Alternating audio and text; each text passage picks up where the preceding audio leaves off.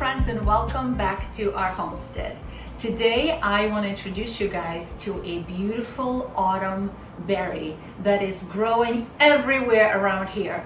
And from what I'm told, it's actually illegal to plant, but trust me, nobody planted this berry. It just grows everywhere. It's called autumn olive. Autumn because it comes out late August, September, even early October.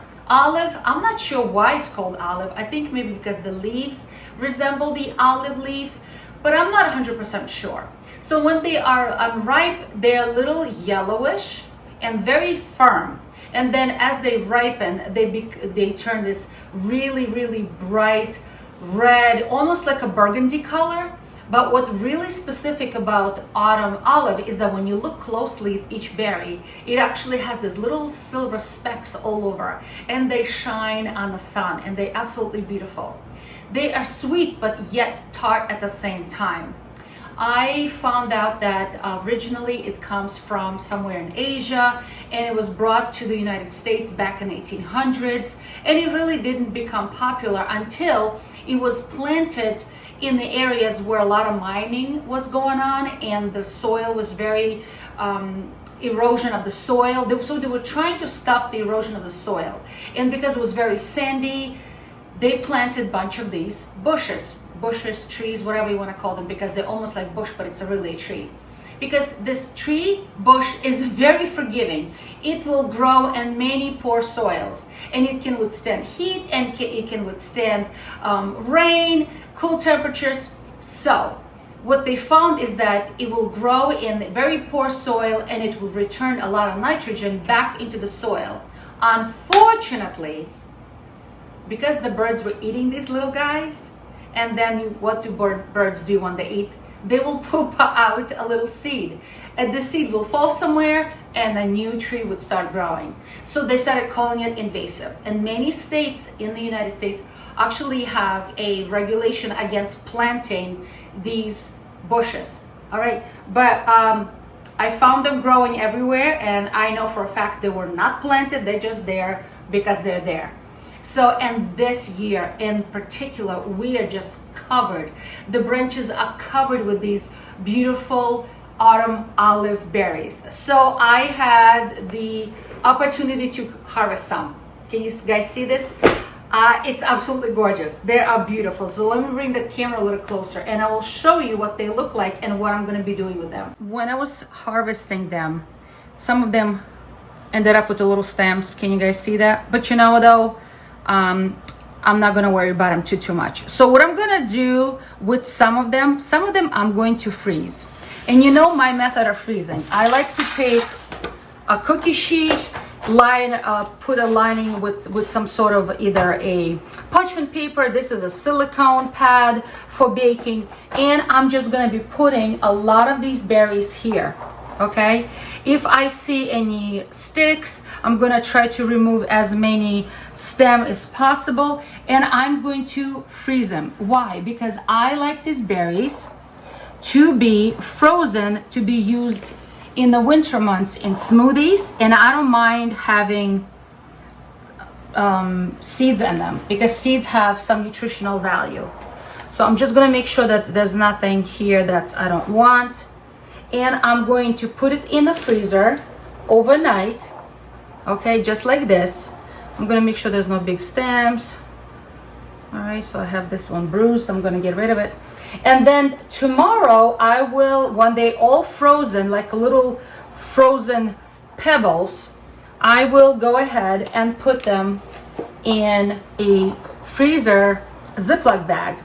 Okay, I'm going to label it, and we're going to keep it in the freezer and take out in small portions because it's easier to freeze them like this. Okay, so they all individually freeze rather than freeze them in a block. All right, so they're nice and dry.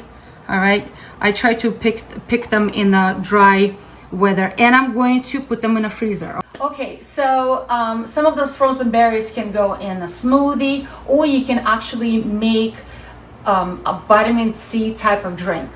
So last season I posted a video about how you can make homemade vitamin C. So many people think that oranges are the only source of vitamin C. And I hate to say this to people, but orange juices are so high in sugar that it actually defeats the purpose of using them when someone is sick and somebody who needs vitamin C. But these little berries have vitamin A, C, other antioxidants, and they're very high in lipine, so really good for your health. So besides freezing them, and I'm gonna keep them in a freezer, I'm gonna be making jam. And as you guys know, jams unfortunately are high in sugar. And because these guys are still sour, I need to add sugar to them. So jam should not be eaten in big quantities. Too much sugar is not good for you, but once in a while, and I'm going to be making them in small jars. Once in a while, putting them on a little toast or put them on a pancake, or it's okay. It's really, really okay, because especially they're good for you. All right, so let's start making jam. I looked up some of the recipes of autumn berry jam, and I find that people always either add pectin or apple. I'm not gonna do either of those. I'm gonna do my jam without pectin. So things that I'm gonna be needing. So I'm gonna be making this in a very large pot, and I like to use wide pots because I find that when it's nice and wide, more moisture evaporates while it's cooking, and we want our jams to be thick. We're gonna be needing sugar, and I have lots of sugar here, and I'm gonna be measuring that, okay? Then I'm gonna be using a measurement cup, but not in cups. I'm going to be actually using a scale, because in my recipe, and I'm using old Russian recipes that my mama used to do when she used to make jams, and she always did it by weight. So it's always 1-to-1, meaning 1 kilo of berry to 1 kilo sugar. I know it's a lot, but it's a jam, and it's supposed to be sweet. But remember how I mentioned to you that I'm not really removing those stems, and there's going to be a lot of seeds in here, lots and lots and lots, and jam with seeds is not a good idea. It's not like a strawberry seed, so I need to remove the seeds. Therefore we have to find a way. So either after they cooked, it needs to be put through a mesh of some sort, or like a strainer where we can remove all of these seeds. All right, okay, so I have here 4 kilos all together. All right, and I'm gonna put it on the stove to start cooking. So I don't want these berries to burn to the bottom, so I'm gonna be adding a little bit of water. Okay, so how much water? I've seen some people adding lots and lots of water. I'm going to leave a recipe with all of my measurements in a description. So for 1 kilo, I am putting only half a cup of water, and that's it, half a cup of water. So let me put it on the fire and start cooking. All right, so I'm just gonna start cooking a little bit so it can get a little soft, okay? And notice how I'm not adding the sugar just yet. Don't walk away from the stove. Start stirring right away, because the bottom is gonna start cooking and softening up, and you wanna keep just rotating. I thought I picked up all the leaves, and there's another one. Anyway, so just keep stirring, but I always like to make sure that there is not a crazy amount of water in my jams. What's the point of having a runny jam and then adding pectin? This way, this berry is nice and tart. It will have enough of its own pectin. All right, it's coming to a boil, and everything's becoming nice and soft, and I see a lot of seeds already popping through and coming out. So I'm just going to cook this for about 10-15 minutes until everything is nice and soft. Still no sugar added, remember? So I just want this all to be nice and soft so I can separate the seeds and the skins away from the juice of this berry. Okay, so it's going to take about 10-15 minutes of cooking time here. All right, it cooked for about 10-12 minutes, and I think it's soft enough. The berries are soft enough. And now I need to separate them from the skins and the seeds. It smells so good in my kitchen right now. It's giving me a little bit of facial.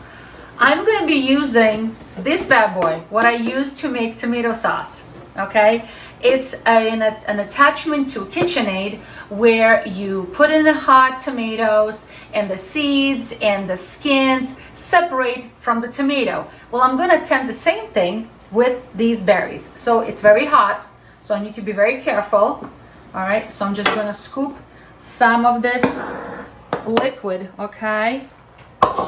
And I'm going to put it into the machine. Oh, let me push this over here.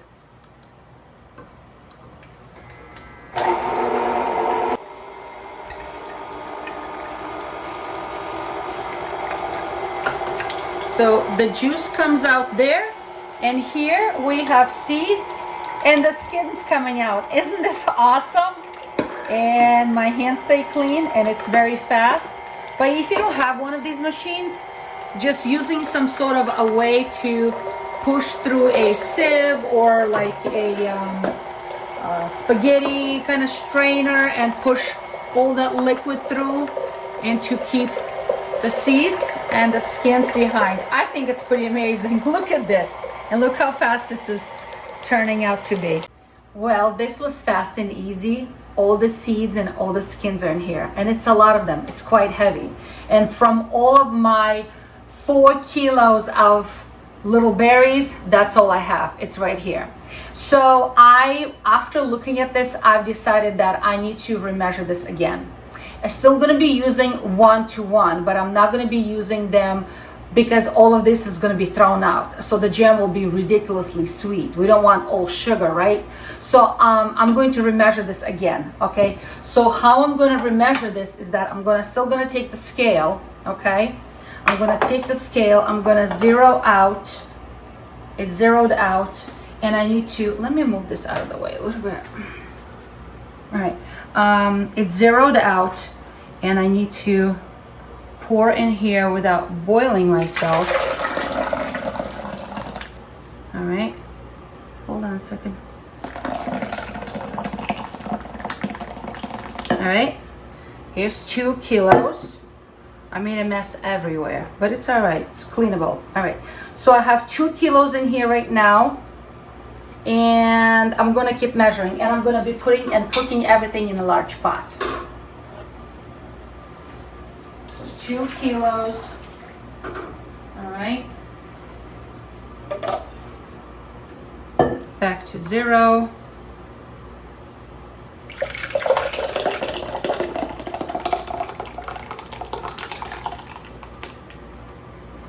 All right. Okay, interesting.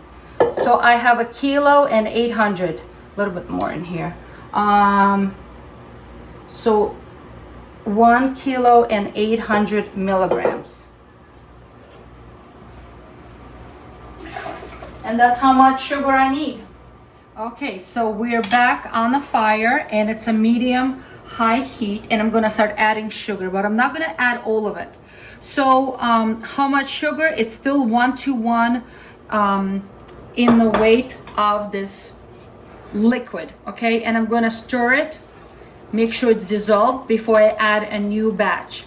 And how much, I'm really not measuring, but if I were to measure it, I would probably would say 1/4 of the amount of your sugar. All right, so how much did we lose in those seeds and those skins? So I lost probably, because my machine was so efficient, okay, I lost only about 200 grams in seeds and in seeds, because I think most of this, my skins got pulverized in here through my machine because my machine is so efficient. All right, so see how it looks like it's dissolved? I'm gonna add a little bit more. All right, and I'm gonna make sure I'm gonna do this in portions until everything is nicely dissolved. All right, and we're gonna be making this beautiful, sweet, yet tart jam at the same time. This is gonna take me a little while because as you guys know me, you know I always make a big batch. All right, I don't make anything in small batches, but if you guys only able to collect a little, then you know, work with 1-to-1 ratio. That's my favorite ratio. And you'll notice that I put very little water. I'm gonna write down everything for you so it'll be easier and you don't have to write to me and ask me for the recipe. My recipe is gonna be at the bottom in the description. But I make lots of other jams, and if you guys are interested to see the recipe of my other simple jams, the old-fashioned way without pectin that I made, I have strawberry jams, I have blueberry jams with peaches, I have jams with other delicious stuff. All right, so this is the last of the sugar I'm adding. I'm gonna make sure it's stirred up nice. And now I'm not gonna walk away far from the stove because I don't want anything to burn. And I'm gonna be stirring it occasionally and cooking it. So once it comes to a full boil, I'm gonna turn it down to low, medium to low heat, and I'm gonna cook it for about 20 to 25 minutes, all right? So this has been cooking for about 20 minutes, and you will see that there's some little foam collecting at the top. So I have been receiving some of the comments stating that you should remove the foam. It's not pleasing to the eye. You know what? If you like to remove the foam, this is a good time to kind of push it to the side and skim it off. But I'm not going to do that. I'm perfectly fine with this foam, and I'm just going to mix it all in. Okay, and I believe that that foam is actually part of the pectin part of the jam. So I'm totally fine with the foam being in there. But if you don't like the looks of it and you like to say very clear jam, go for it and just skim it off, just push it to the side. But I'm gonna leave it there. It's fine. All right, so it's been cooking for 20 minutes. I'm gonna give it 5 more minutes, and I'm gonna test to see if it's ready. In the meantime, I'm gonna get my jars ready. These are little pints. They are washed and sterilized to be all sterile, and the rest of my equipment is nice and clean. And I have some lids and covers here, and I'm just gonna cover them with some boiling water for a few minutes. All right, so they will be nice and soft for me as well. All right, so that's my method. Okay, let's start jarring these guys. So I have everything's nice and disinfected. All right, so I'm going to be pouring them, my hot jam, into a hot sterile jars, and I'm going to be careful because I want to make sure that nothing cracks. I'm going to leave about 1/2 inch of headspace in each jar. Let me grab this little plate.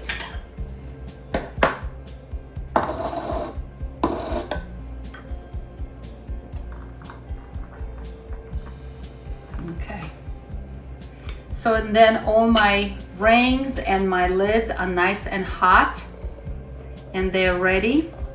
And I have a canner, water bath canner is ready as well. So I'm going to be canning them in a water bath canner for about 10 minutes. All right, that's all. But as you guys know, it is important that before I put lids and rings on, I need to make sure that the edges are nice and clean. And I have a little paper towel that I'm going to be using to wipe each rim of the jar to make sure it's nice and clean. Can I just tell you how gorgeous this jam is? It's so rich in color. Nothing to what I've seen in some other videos that people were showing. I am in absolute awe of this jam. I had a chance to give it a little tiny taste, and it's so good. It definitely has that little tartness, but it's so sweet because remember all that sugar we put in here. And I did not add anything else. There was no apples, there was no lemon added, nothing. There's absolutely no need to add anything else. And this was foraged, okay? So it's a nature-free food that God provides for us. So I encourage you guys to go and find some where you live. All right, let me just fill them all up. Okay, so out of 4 pounds, I have 11 pints and a little bit that didn't fill, but it's okay. I will chill it and we will eat it now. So I'm just running a damp cloth on the edges, making sure that everything is clean and there is no jam on the sides anywhere, because we want to have a good seal. All right, and I'm going to be putting the brand new, I do not reuse my lids. The rings I reuse, but the lids I do not reuse. And I'm going to be putting it to finger tight. Okay, finger tight. All my rings are. And I'm going to be putting it in the water bath canner. And I have a little basket that sometimes I like to use to actually lower them all into the canner, because the canner is already going behind me on the stove, because all these hot jars filled with hot content have to go into hot water bath, because if you're gonna put them in a cold water, there's a chance of cracking of the jar, and then you're gonna lose everything, and that will be very painful. So friends, I am so excited that I came upon this beautiful autumn olives in my area here in New England. I do know that it's pretty common to find them on the East Coast. They can be found on the West Coast as well, but not as much. At least that's what I've heard. If you're gonna go forage for wild edibles, I suggest getting yourself a book with colorful pictures that you can safely identify a plant or a berry. All right, so this one I'm going to save, and the rest are gonna go into the canner for 10 minutes. All right.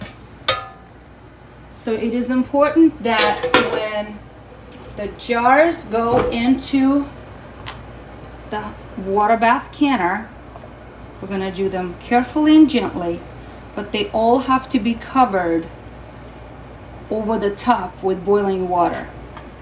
All right, so this one is slightly not enough, so I'm going to be adding just a little bit more boiling water to the top to make sure that all covered with about an inch of boiling water on the top. All right, so I've got 11 pints over there, and they're beautiful, and this is what's left that I couldn't cover and jar it, so it's nice and thick. I just want to show you how thick it is. Actually, let me grab a little plate. Let me show you on the plate how thick it is. No pectin whatsoever, and it's still warm to touch. So can you imagine what it's going to be when it's cold? Look how thick it is. Not kidding, not runny at all. So friends, in my recipe, I use very little water. There's no need for a lot of water. There's no need for pectin. There's no need for apples. Okay, so let's give it a little taste.